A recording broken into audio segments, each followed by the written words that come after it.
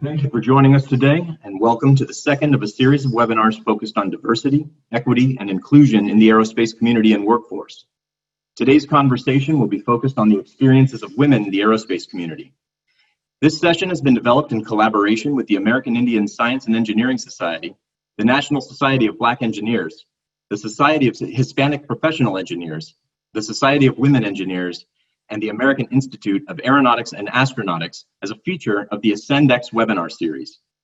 ASCEND is AIAA's newest conference, and it strives to accelerate the exploration and development of outer space by aligning the global community around a shared vision of the future, a vision that holds the fundamental tenets of diversity, equity, and inclusion at its core. Our speakers today represent professional engineering societies and will demonstrate how the community can support these values by providing examples of successful initiatives and by directing attention toward available resources for enacting institutional transformations. The ASCENDxWebinar series on diversity, equity, and inclusion is made possible by the generous support of our underwriters, including the Aerospace Corporation, Amazon Web Services, Lockheed Martin, Northrop Grumman, Relativity Space, the United Launch Alliance, and Virgin Galactic. We thank them for their support. Before we get started, if you should experience any technical issues during today's webinar, please use the chat feature to send a private message to the ASCEND staff. If you would like to ask a question, please enter it directly into the Q&A form provided by Zoom. And now I am pleased to introduce Alex Straub, Chair of the AIAA's Women in Aeronautics and Astronautics.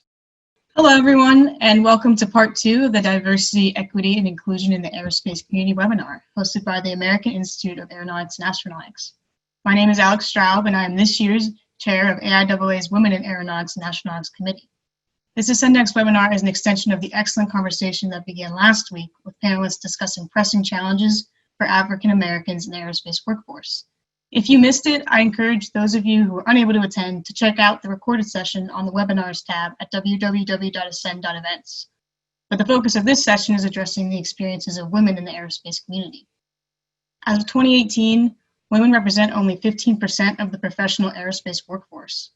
While this in itself is troubling compared to the representation of women in other engineering fields, what is most concerning is the lack of continuity in the percentage of undergraduate women interested in engineering to the professional community. AIAA and other STEM organizations, some of which are represented here, are in a unique position to help plug the holes in this leaky pipeline with their reach in all areas of this industry, from student to professional levels. AIAA recognizes the lack of diversity in aerospace leadership, which directly contradicts the diverse talent in the upcoming workforce. Diversity has been shown to have a substantial positive impact on the effectiveness of programs when an organization is focused on a common unifying goal. And I can't think of another industry with such awe-inspiring, universally motivating objectives as the aerospace industry. To succeed here requires unique and creative ideas from unique and determined young men and women. And this is the message we need to continue to keep bringing to our young engineers in the aerospace sector.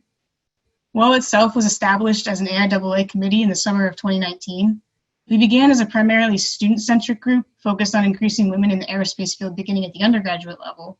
But upon becoming part of AIAA, we have expanded our focus to smoothing the transition of our members from being active participants in their undergraduate and graduate aerospace programs to being active members in the professional community. WOA works to elevate AIAA's diversity initiatives, which are to strive to create an environment of respect, highlight the importance of diversity, stress the need for attainment, and increase the awareness and support for underrepresented groups in the industry. AIAA's Diversity Scholars Program, run by their Diversity and Inclusion Working Group, has sent 159 scholars from traditionally underrepresented groups to AIAA conferences and events. AIAA also uses its annual Diversity and Inclusion Award to highlight one individual or group who has made significant contributions to the advancement of diversity and inclusion within the Institute. And at the local level, AIAA has grants specifically designated to provide funds to sections to support D&I initiatives. WOA's mission is to provide support, empowerment, and networking opportunities for women and other represented groups in the aerospace industry. We currently have 22 chapters and over 300 registered members from 11 different countries, with even more participants at the individual chapter level. In the past few months alone, we've been able to provide our members with numerous panels, workshops, and networking opportunities. We help provide our chapters with effective outreach events that reach more than traditionally active high schools. We provide an encouraging environment to expose our members to different levels of AIAA and act as a pipeline to get more women engaged in the aerospace community. One example of how outreach can be effective can be seen through the initiatives at one of our founding schools, the University of Maryland. Due to their consistent outreach efforts over 4 years, they saw a change in enrollment for women in aerospace programs jump from 11% in 2014 to 27% in 2019. As an organization, WOA works to share these best practices amongst our members to make these increases the norm and not the exception. Some of our other work includes virtual networking sessions with interested companies, important technical skill webinars, such as learning MATLAB and STK, and a plethora of consolidated information regarding fellowships and other graduate opportunities. The goal for this webinar is to increase awareness of the experiences of women in the aerospace sector, provide examples of how to create a positive environment for all underrepresented groups, direct individuals towards resources for further education, promote permanent policy change across organizations, and elevate the voices of women in the community. I'd like now to introduce our moderator for today's session, Raquel Temez, who is the CEO of the Society of Hispanic Professional Engineers. Thank you for attending.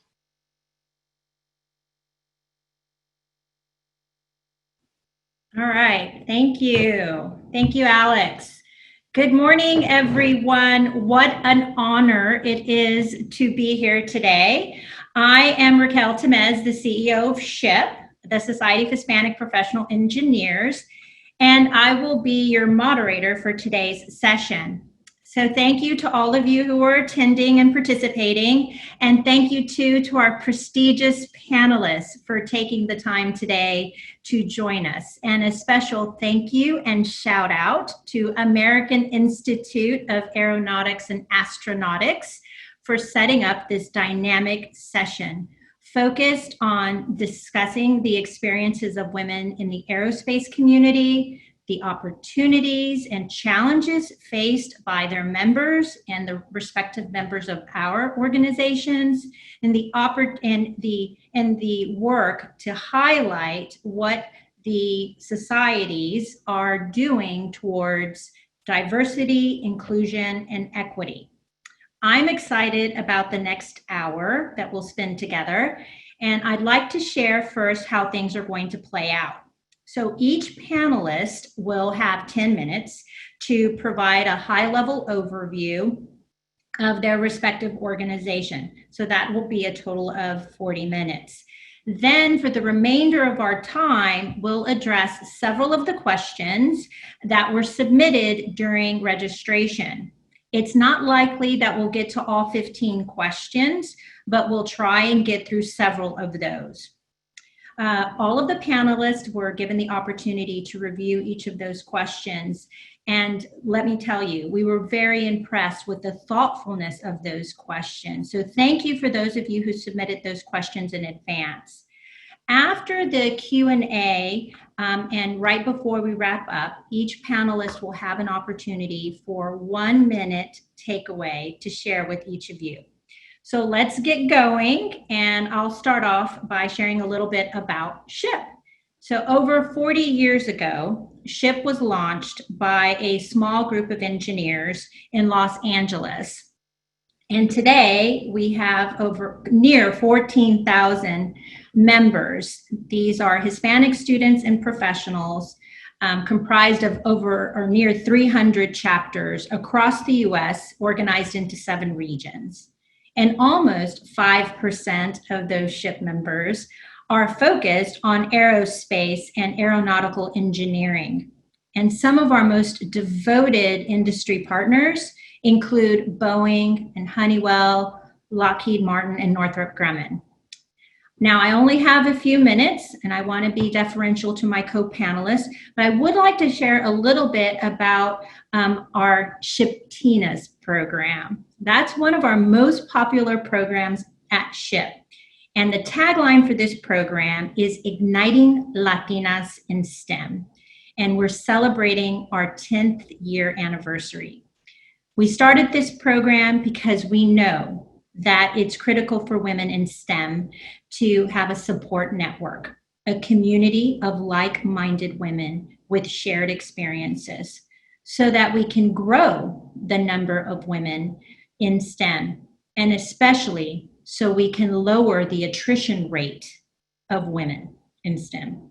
According to the Harvard Business Review, studies show that 20% of engineering graduates, that women make up 20% of the engineering graduates, but it's also estimated that nearly 40%, so twice that amount, 40% of women who actually earn engineering degrees either quit or they never even enter the profession. Now, it's believed that the root cause of the issue is the ingrained masculine culture and the failure to take women seriously. And that's a significant problem because we know through research and data that diversity leads to innovation, and that innovation is a key to solving many of our world's problems. So how do we transform our schools and our workplaces to be more diverse, inclusive, and equitable? Well, my panelists and I are here to share with you what each of our respective organizations is doing and what's working. So this discussion is critical to changing the culture and the climate in our academic institutions and in our workplaces. So this panel of subject matter experts is here to enlighten and engage all of us on this topic. So let me introduce the panelists. Heather Doty is the new president of the Society of Women Engineers, SWE, and she is a project engineer at Ball Aerospace in Boulder, Colorado. Christina Halona is Navajo from Sawmill, Arizona, located on the Navajo Reservation. She is of the Black Streak Wood People clan, born for the Folded Arms People clan. And Christina is a systems engineering program manager for the Antares Rocket Program at Northrop Grumman in Chandler, Arizona. And she also serves as a board member of ACES, American Indian Science Engineering Society. Last but not least, Enanga Daisy Fale works as a system engineering manager at Northrop Grumman as well. And she provides technical leadership and management of a systems engineering department, systems integration capabilities, and a system virtualization lab for multiple product lines and platforms. Enanga serves as the Aerospace Special Interest Group Director at NSBE. So, ladies, I'm so excited to be on this panel with you. Let's go ahead and get started with you, Heather. Thank you very much, Raquel. I'll just start by talking a little bit about how I personally got into my own engineering profession, and I'll say that SWE had a little bit to do with it. I was first introduced to the Society of Women Engineers because I entered an essay contest as a 6th grade student that my local SWE section held on great women in engineering and science. I still have my certificate of participation, signed by a woman that I actually now know personally and who is still doing amazing outreach work with students, arranging for folks to judge science fair competitions. So I think it's vitally important, the kinds of outreach activities that our organizations do to encourage young people to get into the field who might not look like them. So that was my first realization that science was something cool. I was always really good at math and enjoyed math, but I thought I was going to be a professional musician when I was a 7th grader. I played the flute, loved it, and that's what I wanted to do with my life. But I had some really encouraging teachers, a single mother who really encouraged me that women can do anything they want. And I learned more about engineering through an after-school program that I joined, me and 7 guys all over 6 feet 2 inches tall. And I decided to major in engineering in college. I didn't really know what it was. I didn't do a good job of tracking stuff down. But I had done a career interest inventory in high school, and that encouraged me to do architecture as a profession. So I chose civil engineering because that was the closest. I did my concurrent degrees in music, civil engineering, and then I did a master's degree in civil engineering as well, because all the really cool structural engineering projects you had to have a master's degree for. I got about 6 months from graduation, was super sick of concrete, didn't want to do it anymore, didn't know what I was going to do. read an article in the Engineering News Record magazine construction publication about the Experience Music Project Museum in Seattle, and now known as the Museum of Pop Culture. Crazy, curvy surfaces, all that stuff. I was like, that would be a cool project to be a structural engineer on.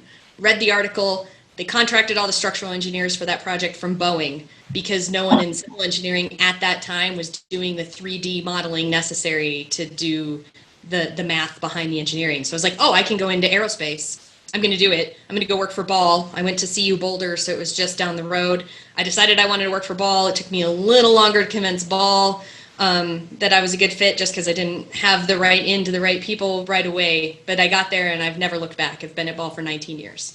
Did a lot of structural engineering work for 15.5 years, worked on the James Webb Space Telescope, operational land imager, lots of really great projects, and now I'm doing project engineering.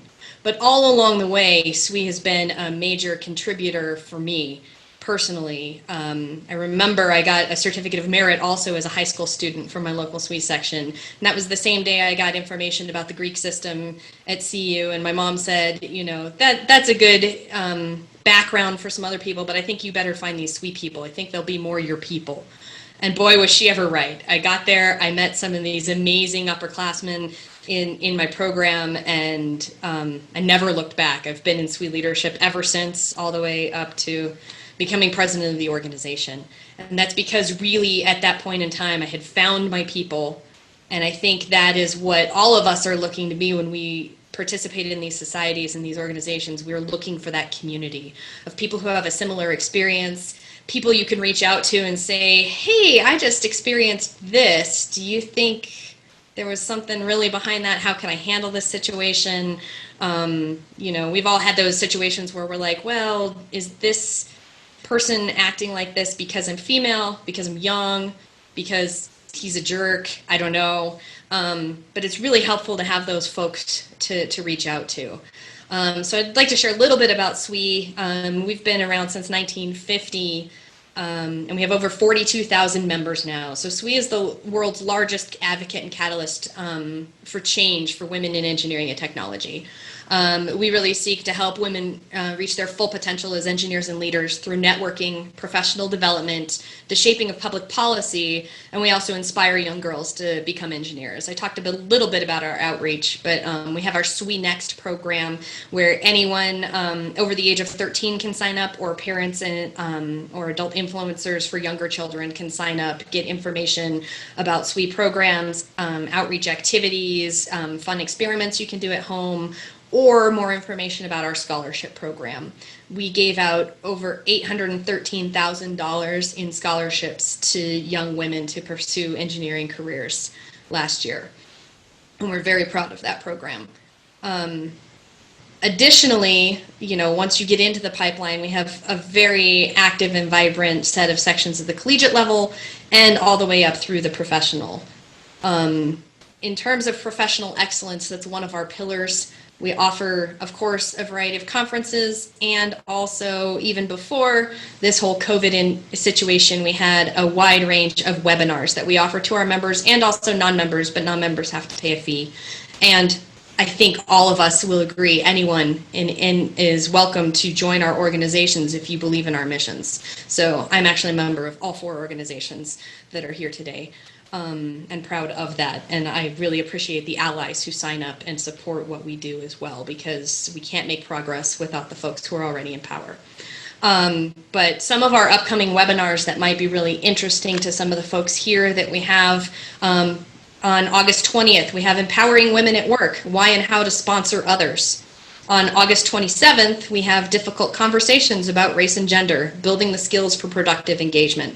So clearly things that are on the minds of all of us. Those are just 2 of the upcoming live webinars. We have 150 available that you can get into and see like about the past 3 years worth at any point in time. We also offer information through our All Together blog on a variety of topics, what we're doing internal to SWE in terms of diversity and inclusion, what resources we offer to other folks. Another thing that we're very proud of at SWE is our research.swe.org site. This is where you can find a lot of great studies, information, numbers, if you're looking at how to make the case for why it's important to support women in engineering. You can find a lot of great resources there, both original research that SWE has done in collaboration with other organizations. We have a great one on women of color that we did in partnership with NSBE, and also links to other sources of information, but there's some really great information there. And then lastly, I wanted to highlight the resources we have around diversity and inclusion. So I think we have a set of inclusion solutions cards that you can purchase from our SWE store on Amazon.com. And these are a great data-driven reference guides for really opening up conversations about how to move forward diversity, equity, and inclusion. And I think what's really great about these cards, they can be used in little snippets, they can be used to guide bigger conversations, but they contain data and research on one side and thought-provoking questions on the other. And so one thing that we have instituted within SWE, and we're starting to do in my workplace as well, is we have instituted inclusion moments at the beginning of our meetings. So similar to many plants having safety moments to emphasize a safety topic at the beginning of every meeting, we have an inclusion moment at the beginning of every meeting. And these cards are a great way to maybe bring up a topic and have something to go off of if you don't have another idea.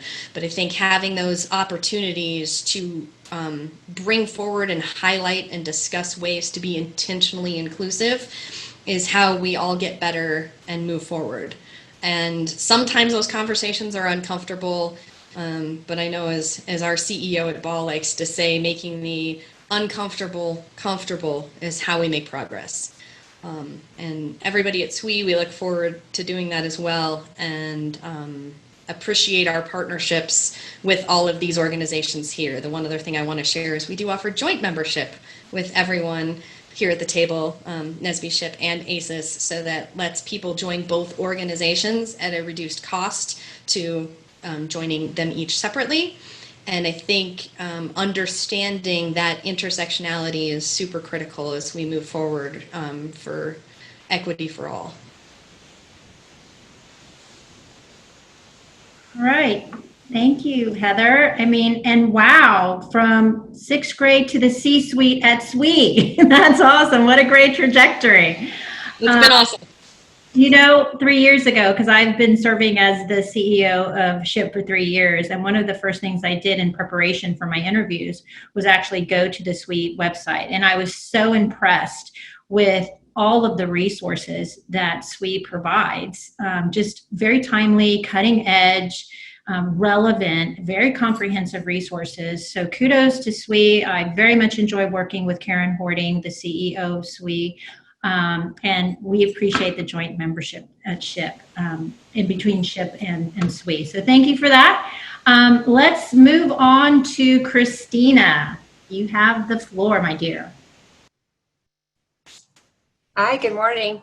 Ja, Christina Halona Inishia, Sinajini Nishla, Sathni Bashishin, Auto Twitch Evening Dashiche, Ashihan Dashinella. Those are my clans in Navajo and my culture we introduce ourselves in Navajo. And for my indigenous people out there, I'm sure they're excited to hear a native tongue. And for my Navajo brothers and sisters, those are my clans, and Raquel had already went through that earlier in my biography. So my path to where I am today is kind of mirrors Heather's a little bit. I also started with ACES in the 6th grade, but mine came through doing a science fair that the American Indian Science and Engineering Society was putting on, and now I'm an actual board member of the organization. So I've definitely come full circle. And it's funny because when I'm around my ACES family, that's how we kind of talk about each other with an organization, is I call myself an ACES baby because I started as a baby through the organization. And ACES has always had a great K-12 program.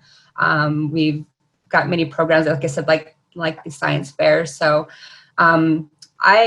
growing up on the Navajo reservation, I grew up without running water or electricity. So you can imagine how that kind of had to do with what I wanted to be growing up. In my culture too, we have like a lot of stories that our grandparents tell us regarding like the stars and astrology and how that intertwines with our daily lives. And I remember always being with my grandparents and them talking to me about stories about the stars in the sky and how they came to be. And growing up as a little girl, I just was always amazed when I looked up to the stars. And I remember one day I was outside playing outside and probably using a rock instead of Hot Wheels cars because we were, kids and using your imagination. And growing up pretty poor on the reservation, couldn't really afford toys. So I probably had my little rock like cruising around on the ground. But I remember looking up in the sky and I remember seeing an airplane. And I still remember that feeling like, that is the most beautiful thing I ever see. What is that? Like, what is that? And my mom always told me ever since then, I was obsessed with like everything that flew. So the whole aerospace kind of thing was implanted in me at a very young age, which is very rare. And I actually kind of stuck with it throughout my entire life. But yeah, so ever since then, I wanted to make things fly. And my mom said I was just obsessed. She took me to the library on the reservation. And she says within like a few weeks, I think I checked out everything having to do with airplanes and space and all that goodness. So it was definitely, that's kind of where becoming an aerospace engineer kind of was implanted in me. And then I was just throughout even high school, I was very involved with different things. On the reservation, we had the MESA program, which is the Mathematics, Engineering, Science Achievement Program. And I definitely took advantage of that. Was always very interested in math and science.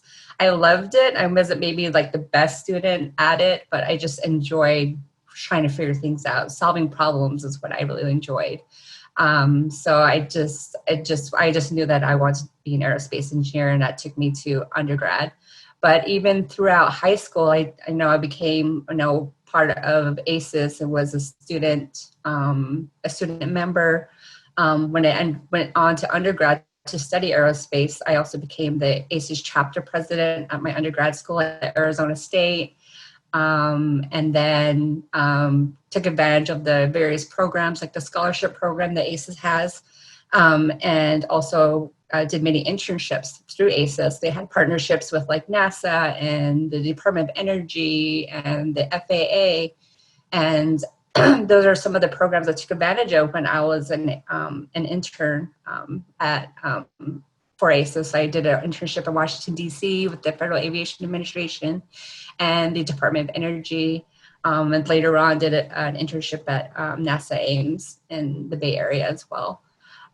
So now that I'm a board member, I've definitely believe in the mission of ACES, which is to increase the number of American Indians in the STEM fields, but also Hawaiian natives, all indigenous people. We really believe that we have a unique, when it comes to D&I, we definitely have a different take as far as, it being in the STEM field, being Native American, and not just me, Navajo. There's all these different tribes who have their culture.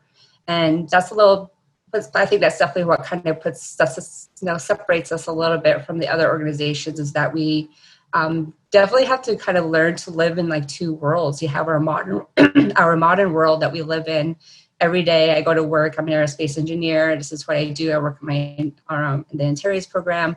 But then there's the other side of it too, where, we have our traditions and our cultures, we have ceremonies. And we kind of have to learn to have this balance where we have our modern world, but we also can't forget who we are as people. And I think that ACES really does a great job in being able to walk that fine line. If you've ever been to an ACES conference, a national conference, or even a regional conference, you can see we always, do honor songs to honor our people, but we also, use different kinds of things to teach others a lot of things that we've done in the past or that I've seen in the past is like, in my culture, we're known for being great weavers to now help people and how we can use mathematics to teach Indigenous people by using how to weave and how that kind of works in. So doing some really amazing things like that. ACES is very, very well known for. Kind of getting back to my path in undergrad. From undergrad, I became a professional member, lived in the Bay Area, part of the ACES Bay Area professional chapter for a little bit, and was in Tucson, and now I'm in the Phoenix area. So shout out to my Phoenix professional chapters out there too.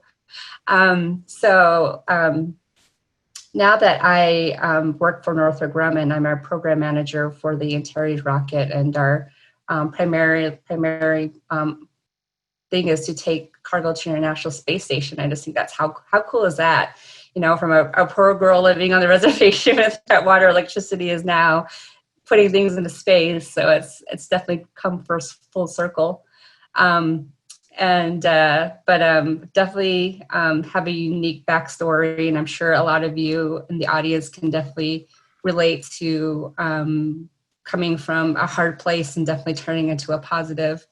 As a board member, I definitely kind of use that to heart because there's so many other students and individuals that are like me who have this story and still do. I mean, Native people, you know, we live on, not all of us live on a reservation, but if we do come from a reservation, there's a lot of poverty. It's very hard to kind of leave that behind, and that kind of weighs on our people a lot.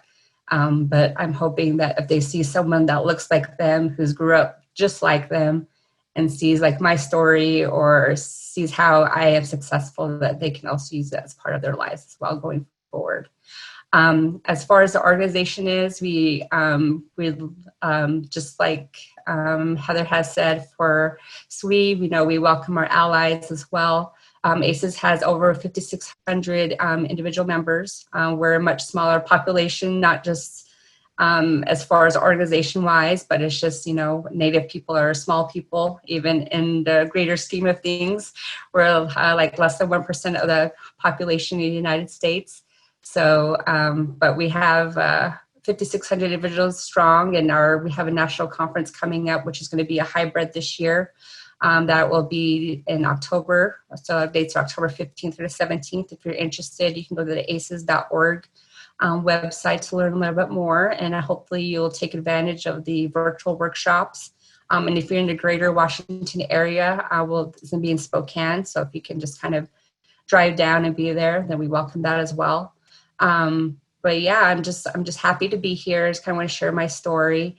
And if you have any direct questions or anything like that, you can, reach out to me later on.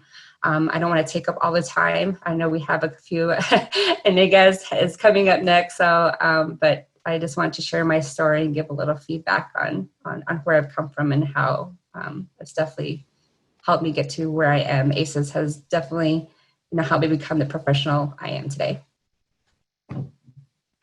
Thank you, Christina. What an amazing story of resilience and perseverance, grit and growth mindset, imagination and ingenuity. And I can empathize. I grew up in the hood. I grew up in the barrio in Houston, Texas. And here we are on this panel, right?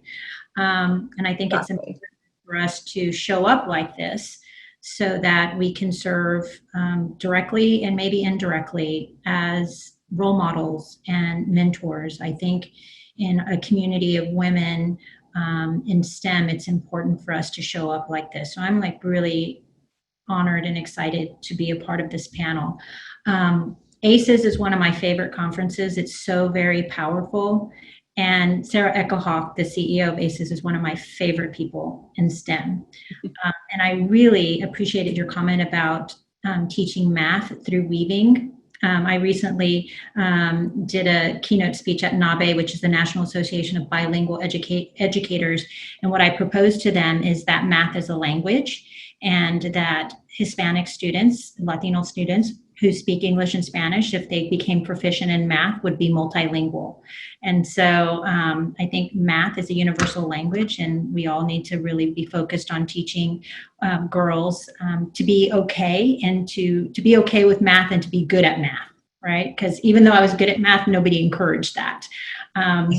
So that's why I became a lawyer, not an engineer.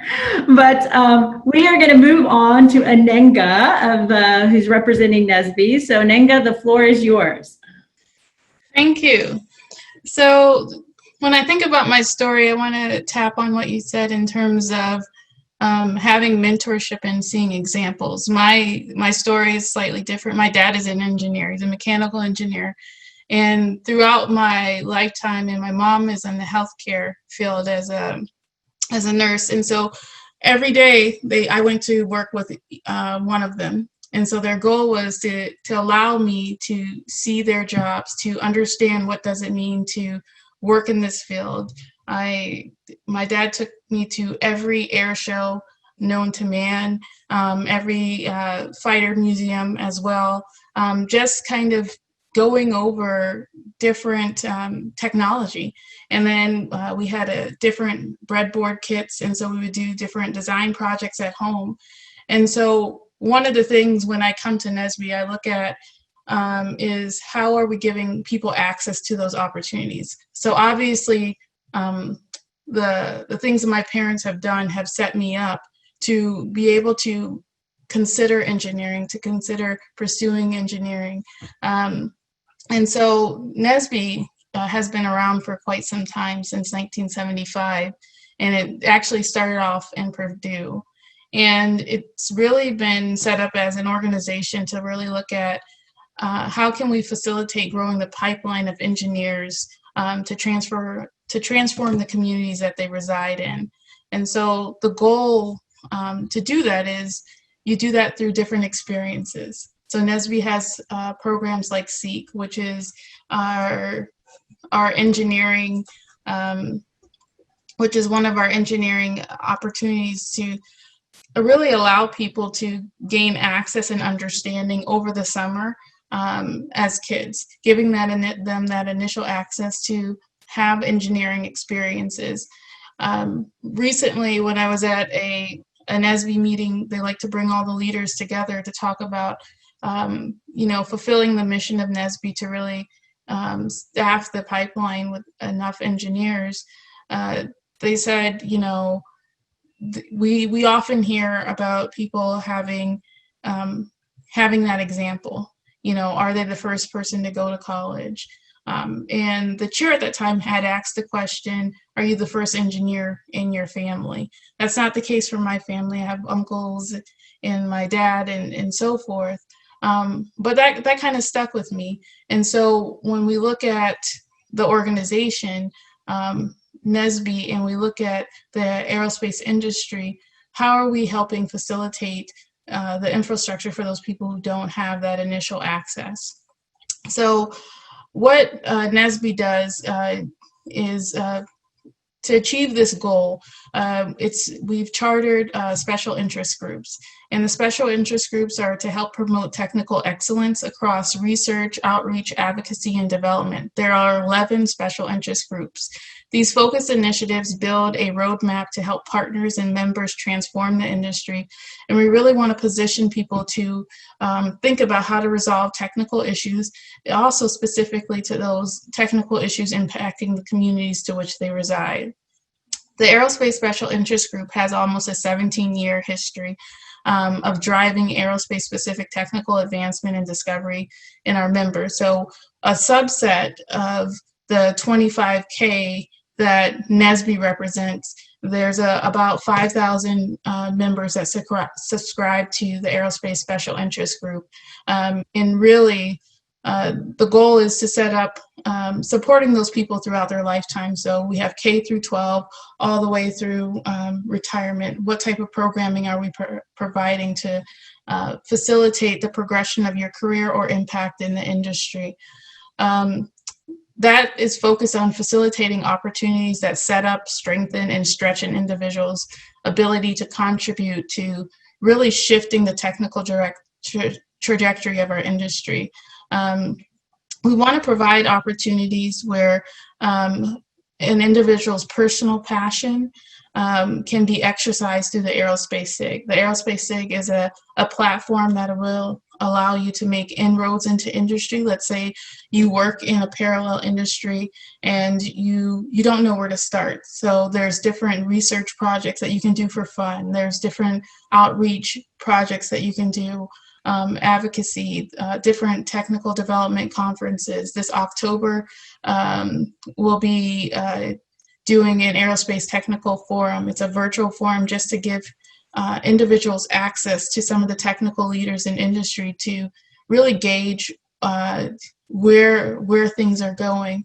And then also at NSBE's national conference, we'll be hosting 2 sessions there as well this August. So the Aerospace SIG really focus on intentionally setting up research, development, outreach, and advocacy opportunities.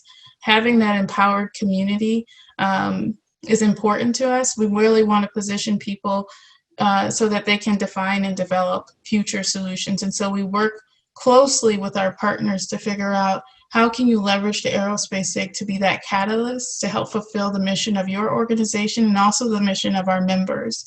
And so the Aerospace SIG is a segment of NSBE. And so we're really excited to be a part of this panel with AIAA because it aligns with some of the core competencies that a lot of our members are trying to develop. And from a technical standpoint, one of the things that we aim to do to allow people to make those technical insertions are really to look at what is happening from aerospace connectivity, space applications, aerospace technology development, aviation modernization and evolution, air safety. These are some of the areas where we're really working on getting people in the mode of thinking about technology roadmaps and where is industry going, and how to have access to that information so that when you go back to your organizations, you can talk in those terms. And so really providing the infrastructure that allows you to be competitive in the workplace. In particular to this panel, one of the things that we're really focused on this year is within NSBE there is WISE, which is our Women in Science and Engineering organization, which also has set up a strategic partnership with Sui as well. And so out of our membership, we want to look at how are we supporting the women in aerospace? What tools, what specialized tools do we need to really kind of prevail in our career? What critical conversations do we need to have, especially when it comes to trying to advocate for yourself in terms of being a technical, having technical strength and being that SME inside of an organization. And so that's really a summary of what the Aerospace SIG does and within NSBE, the larger group. And my reason for really getting involved with NSBE started back in 2012 when I was at a conference, and I went into this room, and then there was all these different people. The director at that time, he worked at NASA, and they were all talking about next generation stuff. It was exciting. And so it reminded me of the time when I was being dragged around to each little museum and having all these projects and just thinking about what's next. And so it looked like an exciting group to really challenge my thinking, challenge some ideas and grow. And then at the same time, I saw an opportunity to give others access, others that type of experience that I was set up for, and that positioned me to really stretch and strengthen my career. All right, thank you, Anenga. And I certainly appreciate my relationship with Carl Reed over at NSBE and the relationship between SHIP and NSBE. And one highlight of that relationship and that partnership is the Houston chapters, the student chapters and the professional chapters in Houston actually partnered with the NSBE folks on the ground with the execution of the SEEK program in Houston. And it was a huge success. And so I'm really looking forward to exploring that and doing that, sort of radiating that across the US. And I very much appreciate NSBE's SIG groups, the special interest groups. SHIP is currently looking at its governance model, how we're organized, how we govern ourselves, regions, chapters, local, and including the possibility of having affinity groups and or SIG groups. But I also appreciate your comments about sort of first gen experiences, because that's certainly a dynamic that's pervasive at SHIP with many of our students. So it's something that we address at SHIP through our mentorship programs, and to really try and support those students who don't come from families or have parents that have been to university or have any, sort of real experience in STEM or engineering specifically. So with that, we are right on time to move to our Q&A. And so we'll first tackle some of the questions that were submitted via registration. And then I've seen some really great questions come through the Q&A. So I'm going to start off with you, Christina, if that's okay. This is from Adiana, and I won't say last names or organizations, so I'm not sure how comfortable you all feel about that, but this is Adiana, and she says, what advice do you have for females going into their early career, and have you ever felt discouraged as being one of the only few females in your workplace, and how have you sort of address that sense of discouragement to the extent that you've experienced it? Okay, thank you, Raquel. I think I will probably answer the second part about being discouraged and being the only female in your organization. So I actually, you can't help but feel that way. If you're in the aerospace field or even mechanical field as women, you're usually maybe one or two in the class. Or classes. So I feel like that kind of prepared me for what to expect in the workforce. I know when I was an undergrad, I was one of a few females in the class. And in some of my classes, I was the only one. And some of the classes, I was the only female and only the woman of color or person of color in the class. So you kind of, that kind of weighs on you. So I get that. Being in a class where if you miss a class, everyone's kind of like, oh, where's the brown girl, or where's Christina? Because I'm like, you stand out if you miss a class because you're being the only female in the class. And I'm sure that Heather and Nenga have also felt the same way at some point. But I feel like that kind of prepares you when you're an undergrad a little bit. But as I've gotten older and becoming part of organizations that you are the only female, you're the only person of color, what it may be. I kind of embrace it now. Like it does. You can't help but kind of feel sad about it. Sometimes you're like, oh, I wish there was other females here. But at the other point, you're like, you know what, I'm going to change this. It kind of starts with you, and kind of embrace it a little bit. Like, I'm going to change this if I can. I'm going to help my managers, hire like the best female talent, or I'm going to go find those females and have them come out of hiding because they are there. You just might not see them. They might be very hard workers. They might be behind the scenes. Maybe they may be in labs you don't know about. But we're there. But I just think that really kind of starts with you, and trying to take that first step to kind of figure out how you can help your organization and improve in that direction. And I know that kind of starts when you being in an early career, that kind of seems like a little kind of scary to kind of put yourself out there. But when you have one-on-ones with your managers, when you have those conversations, maybe you want to bring it up like, hey, why is it that I'm the only one here? Be a voice, and don't be afraid to voice those concerns. As far as going back to your early career, I I think it's really important that you find mentors. I was very, I just being a female, I always thought that my mentor would be a female too. It turns out that was not the case. Also at ACES, I was a student leader as an undergraduate, and it kind of, I was part of the board as an undergrad, where I was a student leader, national student representative. And it just so happened at the time, I was like a sophomore in the aerospace engineering program, and one of the board members was an astronaut. It was John Harrington, who happened to be on the board at the time. And we just kind of hit it off. And I wasn't asking him to be a mentor. He just kind of stepped into it. It was just kind of natural. I always shared my struggles with the program, and, engineering is difficult. And being the only female sometimes is difficult. So it just turned out that he ended up kind of being my mentor. He didn't know at the time, but I think later in life we finally realized, like, oh yeah, he definitely helped you a lot. But definitely find a mentor. Doesn't have to be female. It'd be nice if it was. But we got to find somebody, an ally. If it's not at school, if it's a former professor, it could be someone in your organizations. And if you see somebody that you would like to mimic your career after, definitely seek them out if you're in your organizations at work. I wish I did that when I was younger in early career. I waited later in life, maybe just because I got more gumption or something at the time.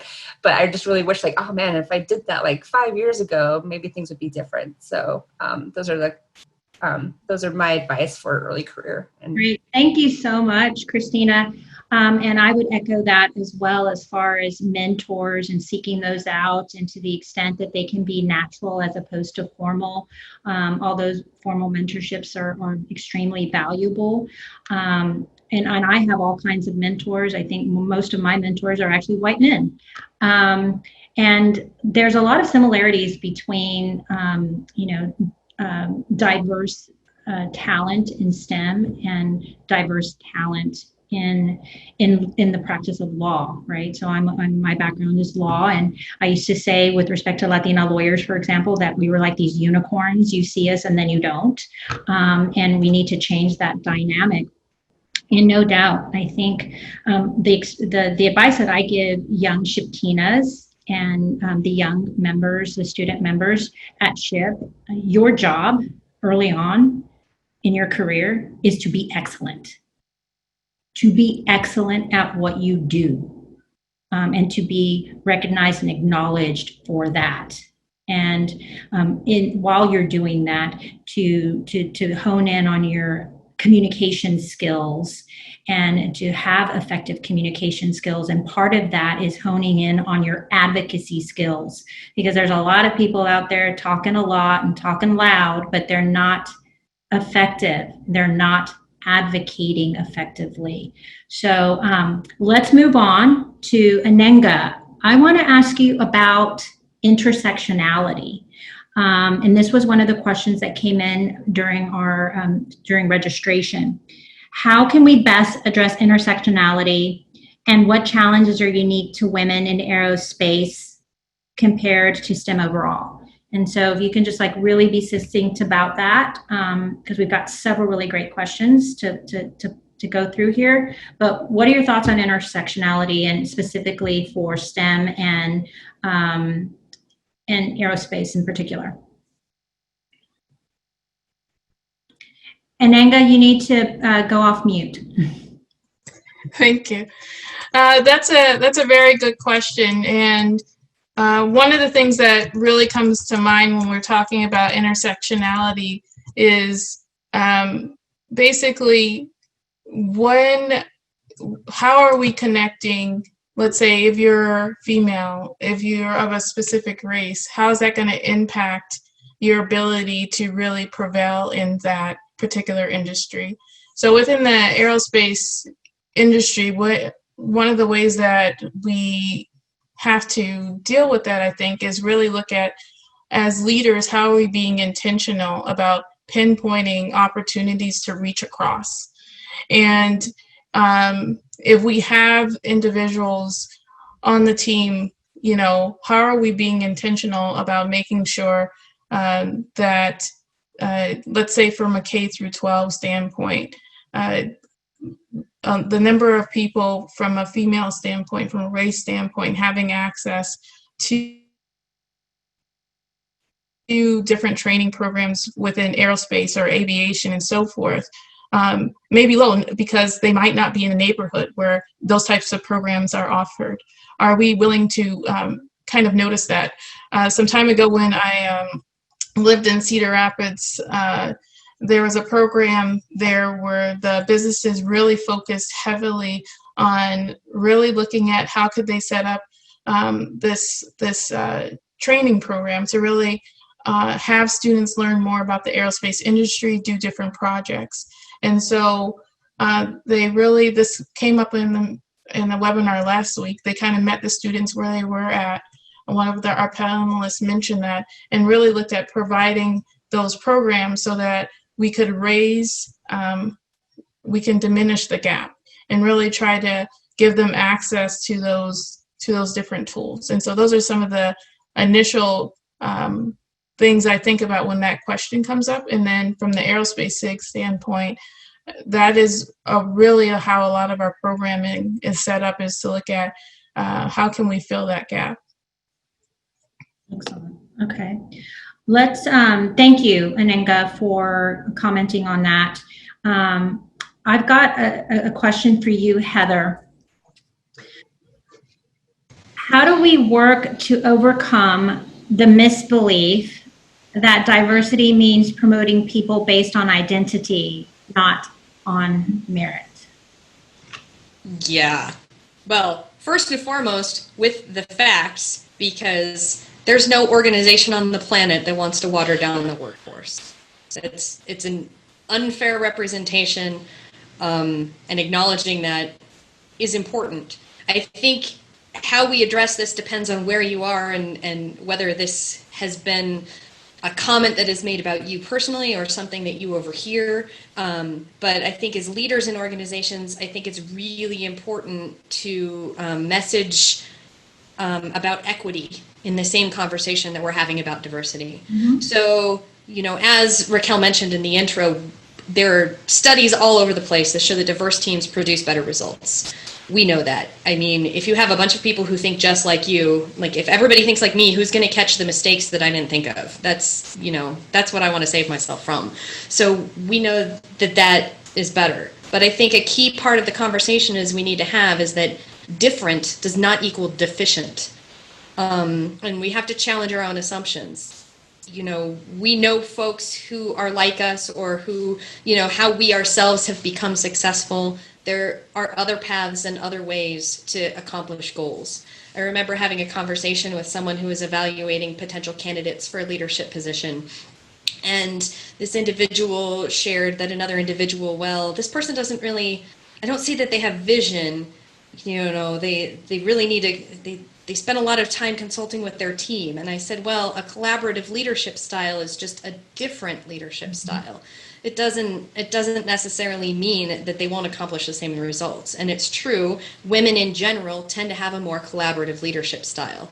And it was very different than this particular man's leadership style of setting the goal and then getting everybody on board. This woman was looking to have the team on board and figure that out together. And I was like, look at how loyal her people are to what she builds because of the way she builds it. Perhaps we all have something to learn. And I think a lot of those are really, really key. The other thing we need to acknowledge is that true meritocracy is a complete myth. We think that we have meritocratic, that merit is all that comes into play, but the more fiercely, there have been studies that shown the more fiercely we believe in our meritocracy, the more likely it is we are to encompass bias within those systems. And the more we cling to that, the more we get there, because it really, the biases, they're real. And it's not necessarily anybody's fault. It's not intentional, but we're just programmed to really value people who are already like us. And I think it takes it takes really intentional inclusion to move beyond that. And we need to really challenge that every time. And with people well, it's easy to kind of point out how insulting it is to discuss the fact that you think you're lowering the bar to bring in different talent. I was like, the talent is out there. There are amazing folks. We're just not figuring out how to find it. The pipeline problem isn't what's flowing through it. It's the actual pipes themselves and the valves that we as society have put in that keep people out. Yeah. Thank you, Heather. Absolutely. No doubt we need systemic change, and that would include, looking at the fact that we refer to it as a pipeline, and maybe it should be a pathway. And no doubt, too, there is research and science and data out there that says that, unconscious bias is real, which is why we need training, to education, awareness, education, and training on unconscious bias and how to address that. And I really love what you said about different does not mean deficient.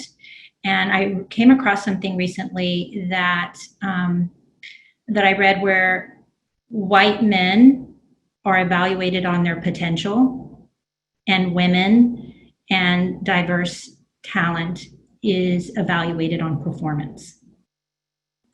Thank you for bringing that up. I forgot to make that point, and it was in the notes. So I'm so glad you hit on it. Right? Why are we looking at one group of people based on potential and looking at women and diverse talent based on performance? So interesting there, and appreciate your comment about intentionality. Ananga, you mentioned that as well. And I think if we can get to diversity based on identity and really take into consideration intersectionality within identity and how we're self-identifying, then ultimately and ideally we get to cognitive diversity, right? Which leads to and supports the innovation and the success of organizations, and you get to better solutions and better outcomes. So moving right along with some of the questions that we were receiving, and this touches upon one of the questions that came in through the Q&A chat box here. Christina, there are women who are passionate about aerospace, but how do we increase that number?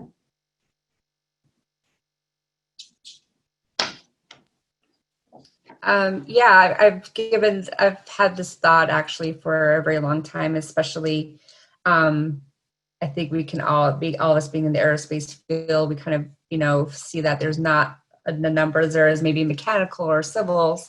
And I think, definitely partnering with organizations like ours definitely would help. I think we also need to get like K through 12 programming involved, and really talking about and highlighting the women pioneers out there. Just even talking to like my friends' daughters and my niece, and they don't know a lot of these women pioneers.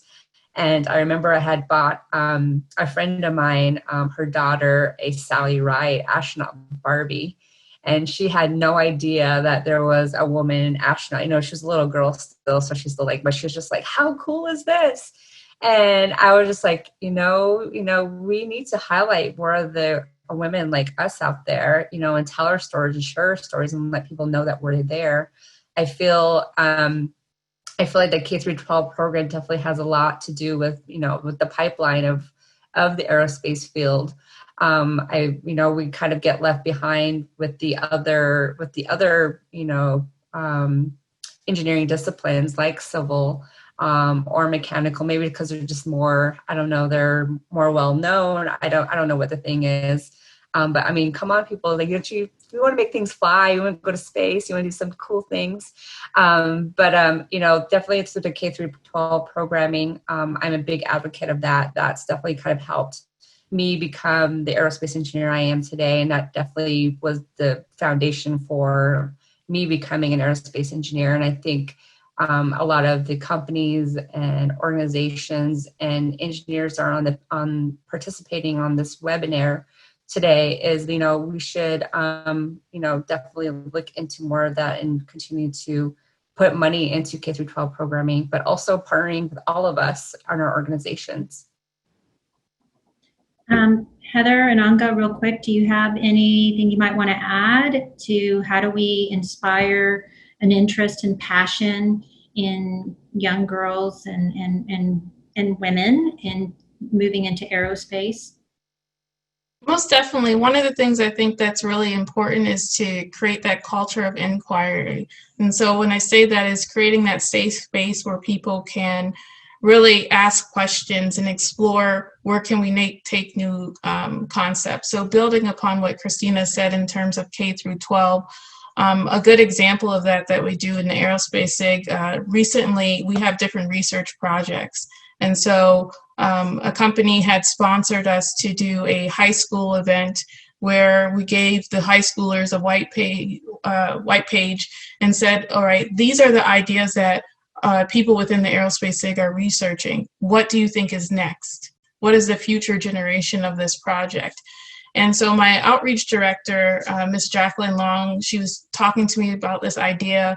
And I was like, I don't understand how this is going to work, but I saw it in action. And so all the students came there, and there was a lot of girls there as well, and they were excited because they felt like they were in a safe space. The experts were there. They were willing to answer questions. No question was off the table.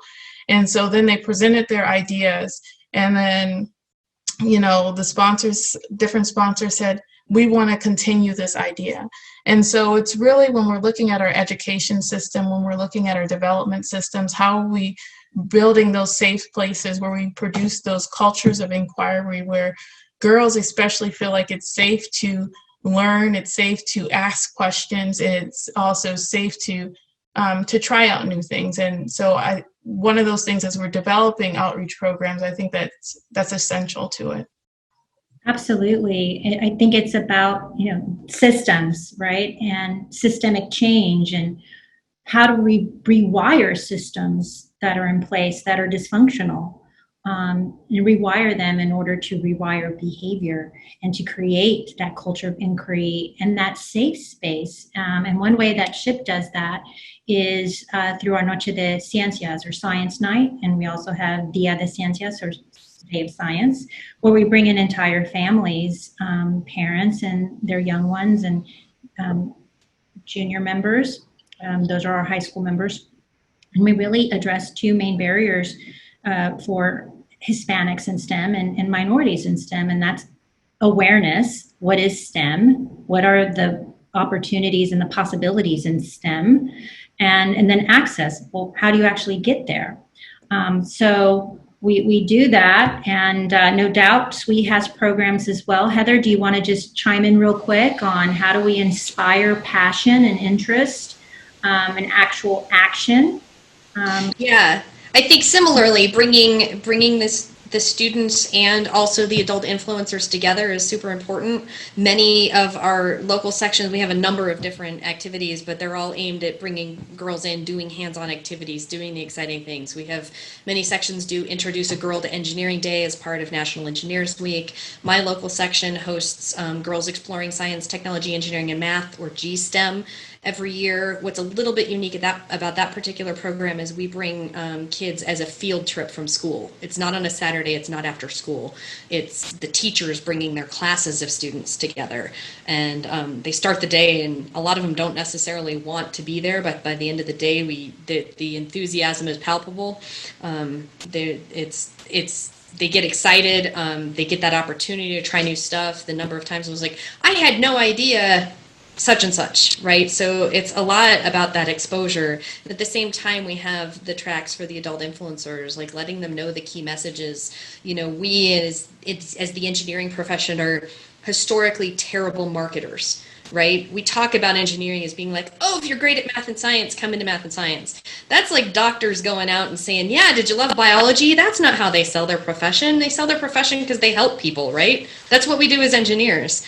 We got to get the right messages out to people that engineering is this creative, collaborative career where you solve problems and help the world become a better place. Like, that's the message. So absolutely, I think why the math and science are just tools to get us there. So stop harping on the math and science already. Right.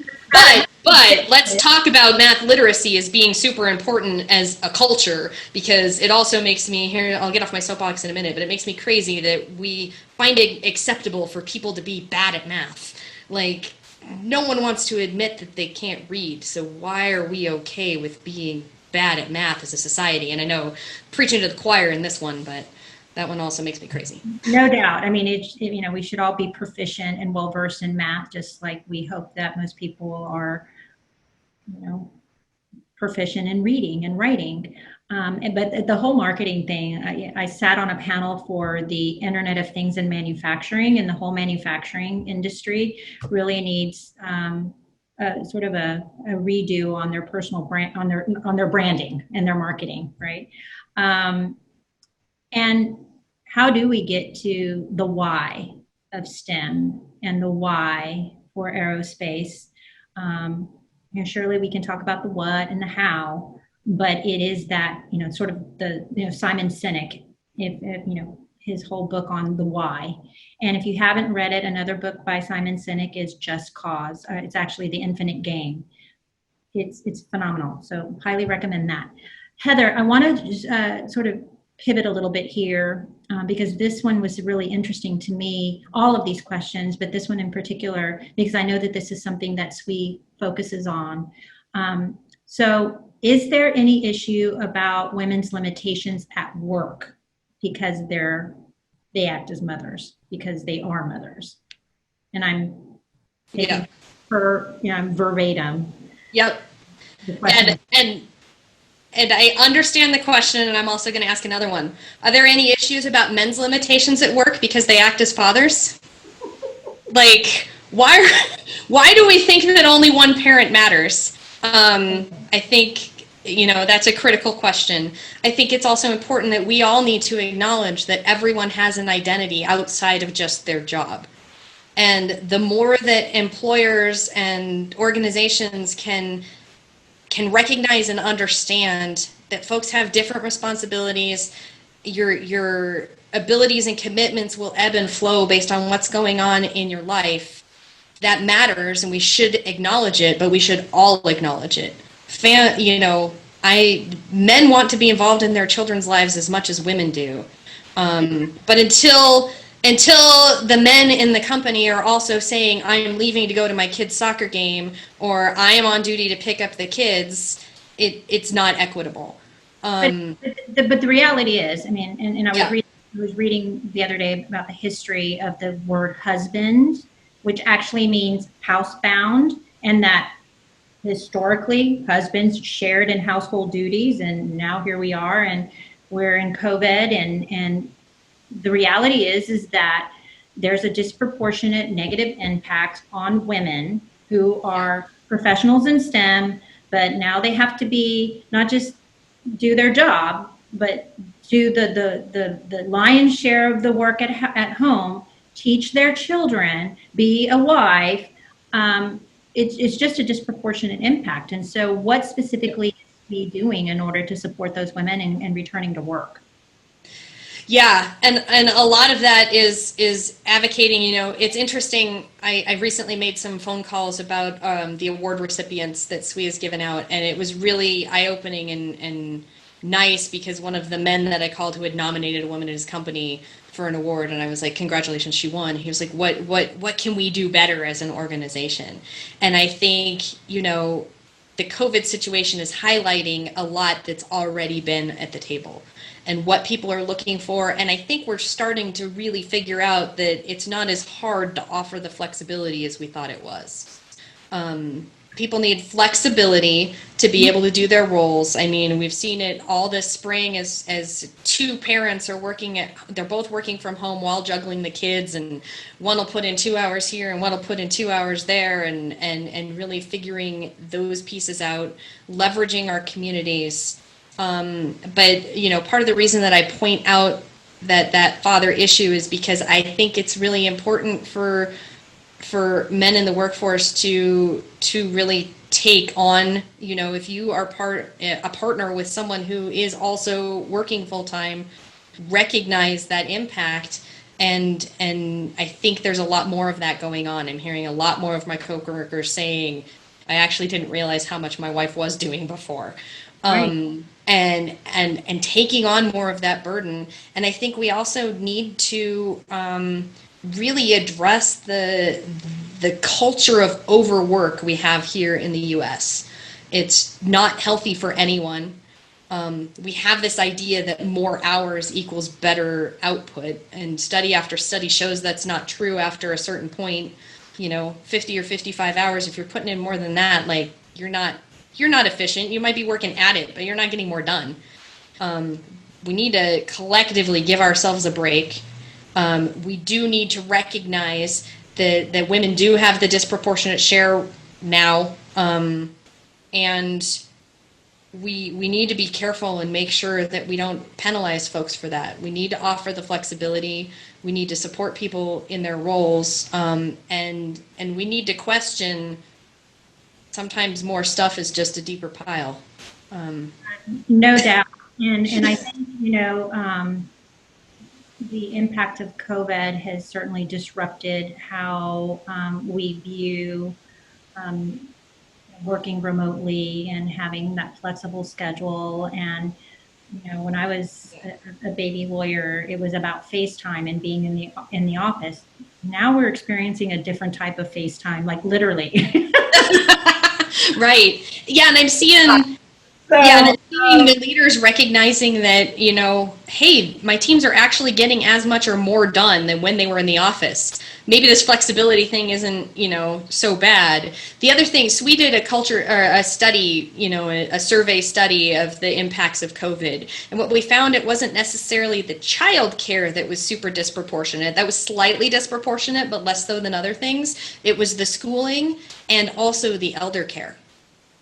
So that's something that a lot of times that we're not talking about as much. It's like we're making a little more headway in the child care.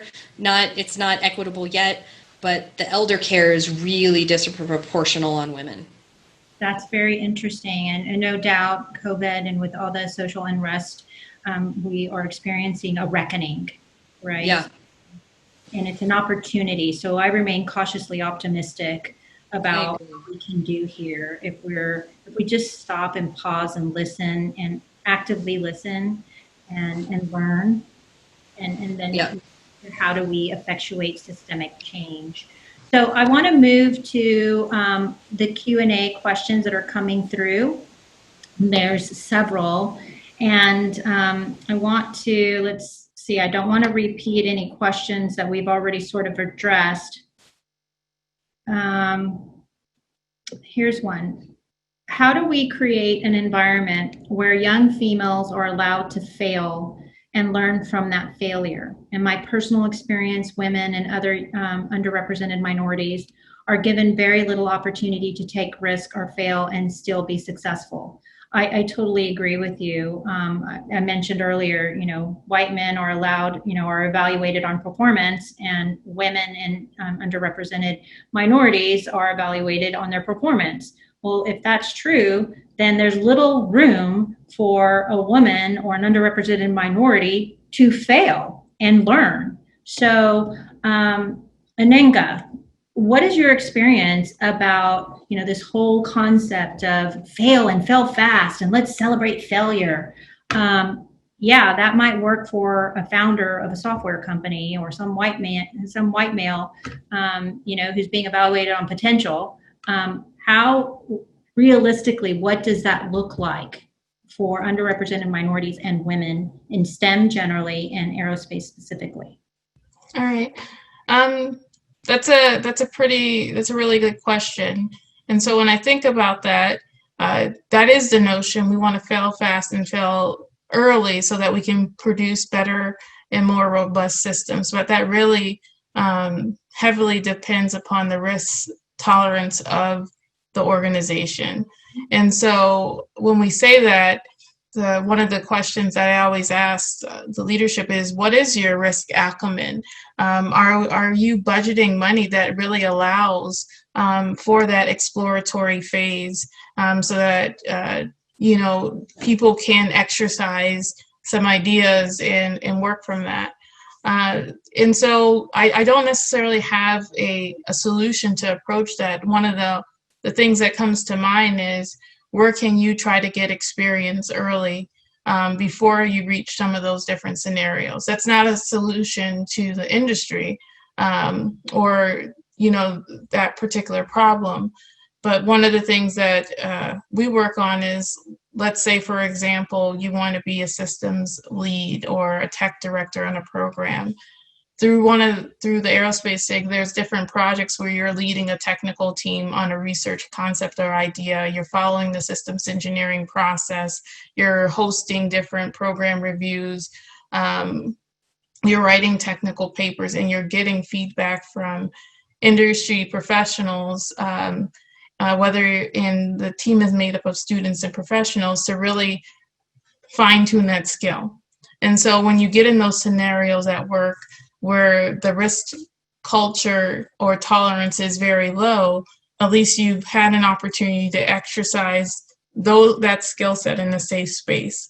And so one of the things that I would challenge people to think about is, okay, let me assess my organization. What is their appetite for risk? And two, where can I strategically set myself up within an organization like NSBE, SWE, ASICS, SHIP, to really fine-tune that skill set. For leaders within that organization, I would challenge and say, well, this is a time to look at examining, you know, your processes, your infrastructure. If our notion about risk is this, how are we really evaluating people when failure comes? How are we planning to overcome that failure? And just kind of looking at that process in detail. And so those are my initial thoughts when that question comes up. Yeah, I really appreciate your comments about risk tolerance and individuals knowing and appreciating the risk tolerance of their organization. I especially appreciate it because as a lawyer and an in-house counsel and general counsel, chief legal officer, and litigator and trial lawyer, it's all about risks. And so I think it's important, and it's something that I think that SWE and ASIS and NSBE does, is about, yes, technical knowledge and training and professional development, but it's also about leadership development. And part of that leadership is, yes, be excellent at what you do as a STEM professional, but sorry about that. How do you do that as a STEM professional, but also being business savvy and having strong business acumen and being able to identify risks? And I just want to say too that knowing the risk tolerance of your organization, it's also important for you to understand the rules of engagement at your organization. Because I hear a lot of people talk about, and I think it's irresponsible to be quite honest, for people out there sitting on panels and telling young people, be your authentic self, you know, show up and be your authentic self. Absolutely. But you first have to understand the rules of engagement at your organization. You can't go up there and me be a feisty Latina without me understanding what the rules of engagement are at my organization or whatever group that I'm participating in. And so that's where mentors come in and career sponsors come in, and really just observing and listening and learning and being excellent at what you do. So we are bumping up against time here, but I want to ask, I just want to make one comment. Someone asked about, Afro-Latina women or Afro-Latinas, and, vastly underrepresented, no doubt. And what are organizations doing to really address that? And I'll start off by saying SHIP needs to do more. That became evident with the social unrest as a result of George Floyd being killed and Black Lives Matter. And it's something that SHIP is, we were aware and we incorporated Afro-Latinos in our organization, but do we need to do more? Do we need to be targeted? Do we need to do something specific? Absolutely. So a question came in, Heather, on what is SWE doing with respect to underrepresented minorities within your membership? And Right. how do the other non-minority members feel about it? Right. Actually, we do have a number of affinity groups for various underrepresented members, but it's also been something that we have recognized within our own organization for some time that we're not as excellent at as we would like to be. And we're taking some active steps to change that. In fact, tomorrow we have a couple of listening town halls specifically to get feedback from membership for more things that we can do. But I have named 2 special directors, people of color, to my board for this year, recognizing that we haven't really had that representation through our pipeline. In recent years, we did a lot better in diversity 10 years ago than we're doing today, which is interesting. And I think part of that is also the success of the other organizations here. It is that intersectionality line is difficult, and folks will tend to align with maybe one identity more than another. But it's really, that question about the Afro-Latina is like how, we shouldn't need to make people choose which identity they want. How can we play more in that intersectionality space? And I will say that's something that SWE has struggled with, and we're working to do better, and really giving it some attention this year. Absolutely. I think we all need to do better. And yes, one would, in an ideal world, we wouldn't say, hey, how do you identify? And but we need to be intentional about diversity, inclusion, and intersectionality, so that we can get to more inviting environments, climates, and cultures. So we are bumping up against our time here. So 1 minute takeaway from each of you. And I will start with you, Christina, if you can unmute yourself. Yes, so I had an amazing time with you all. Wish we had more time. So key takeaways: if you're a student or upcoming high school, take advantage of the organization, summer programs, things like that for yourself. Take the initiative to find out more about the aerospace industry and what's available to you. There's so many things out there. If you're an incoming or new, or new to the industry, again, put yourself out there, find a mentor, find someone who's going to cheer you on and want you to be successful. It's not going to have to be a woman. It could be a white man, because we all have white males who are mentors as well and who are allies and want us to be successful. So definitely take advantage of that. And also, everything starts with you. If you don't see women around you, challenge your managers and your hiring managers and your organizations to figure out why is that? And that shouldn't be the status quo. Definitely be a voice. And if you're here for D&I, have those courageous conversations with your organizations. We can all do better, and we should do better. And thankful for this opportunity. Thank you very much. Ananga, if you can go off mute and give us your 1 minute takeaway. All right. When I think about that, I think it's really important to look for opportunities to tell another person in the industry, I see you.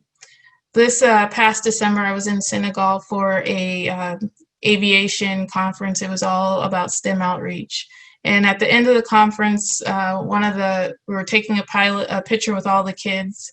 A United Airlines pilot, he stopped the photo, he stopped everything, because there was this little girl, maybe she was about 5 or 6 years old. He took off his cap, he put it on, and he said, I can see you doing this. And I saw her eyes light up and things change. And I think as we're in these organizations, whether you're in the office or you're in the community doing outreach, really take the time to step back and look at the potential someone has and let them know that you see them, because you never know where that small act can help them take them in their career.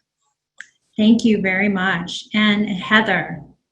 Yeah, mine was going to be very similar to Ananga's, and I was going to say, inclusion is all of our jobs. You know, we've talked a lot about what leadership and systems and organizations can do, but really it's the individuals that make that difference and make that climate.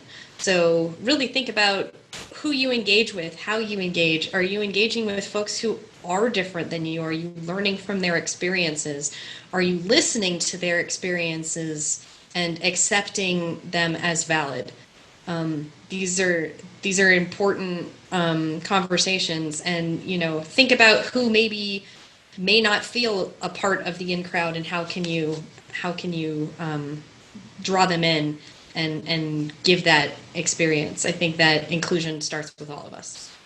Thank you. And I'll close it out with, there's a tribe in North Africa, if I'm not mistaken, Salbono, which means, it's a greeting, which means I see you. And the response means I do not exist until I see you. So I think it's important, and think all of you out there, thank you for your questions. A lot of amazing questions, great questions. I wish we could have gotten to all of them, but we only had X amount of time. You're leaders in your own right, and there are 6 traits for inclusive leaders that I'll leave you with. Are you committed to the idea of inclusion, diversity, equity, and advocacy? Are you courageous? Are you cognizant of your own bias? Are you curious? Are you asking catalytic questions, questions that lead to more questions? Are you culturally intelligent? Are you intelligent about other cultures, your own culture? And are you collaborative? And are you seeking out allyship? So with that, we'll wrap this up, and I'll hand it over to Nathan, if I'm not mistaken. Thank you, everybody. I wish we could get to all of your questions, and hopefully the societies will be able to provide their contact information, their LinkedIn's, or their links to things that we mentioned. But thank you very much. Appreciate your time. Thank you. On behalf of the American Indian Science and Engineering Society, the National Society of Black Engineers, the Society of Hispanic Professional Engineers, the Society of Women Engineers, and the American Institute of Aeronautics and Astronautics, we thank you again for joining us today. For more information about the organizations represented, please visit the websites listed on screen. We'd also like to extend our gratitude to Alex Straub, Chair of the AIAA Women of Aeronautics and Astronautics, and special thanks to our moderator, Raquel Temez, and to our esteemed panelists, Heather Doty, Nanga Fali, and Christina Halona.